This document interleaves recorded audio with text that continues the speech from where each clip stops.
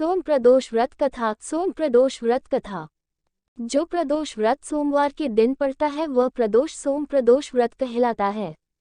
सोमवार को भगवान शिव का दिन माना जाता है, अतः इस दिन प्रदोष व्रत होने से उसकी महत्ता और भी अधिक बढ़ जाती है। एक नगर में एक ब्राह्मणी रहती थी। उसके पति का स्वर्गवास हो गया था।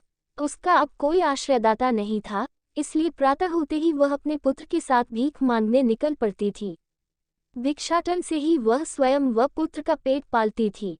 एक दिन ब्राह्मणी घर लौट रही थी तो उसे एक लड़का घायल अवस्था में कराहता हुआ मिला।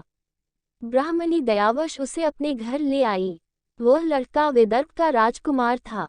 शत्रु सैनिकों ने उसके राज्य पर आक्रमण कर उसके पिता को बंदी बना लिया था और राज्य पर नियंत्रण कर लिया था, इसलिए वह मारा मारा फिर रहा था। राजकुमार ब्राह्मण पुत्र के साथ ब्राह्मणी के घर रहने लगा। एक दिन अंशुमति नामक एक गंधर्व कन्या ने राजकुमार को देखा और उस पर मोहित हो गई। अगले दिन अंशुमति अपने माता पिता को राजकुमार से मिलाने लाई। उन्हें भी राजकुमार भाग गया। कुछ दिनों बाद अंशुमति के माता पिता को शंकर भगवान ने स्वप्न में आदेश दिया कि राजकुमार और अंशुमति का विवाह कर दिया जाए। उन्होंने वैसा ही किया। ब्राह्मणी प्रदोष व्रत करती थी।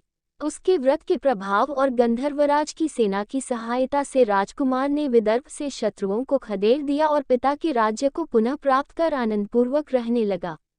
राजकुमार ने ब्राह्मण पुत्र को अपना प्रधानमंत्री बनाया। ब्राह्मणी के प्रदोष व्रत के महात्म्य से जैसे राजकुमार और ब्राह्मण पुत्र के दिन फिरे, वैसे ही शंकर भगवान अपने अन्य सभी भक्तों के दिन भी फेरते हैं। हर हर महादेव।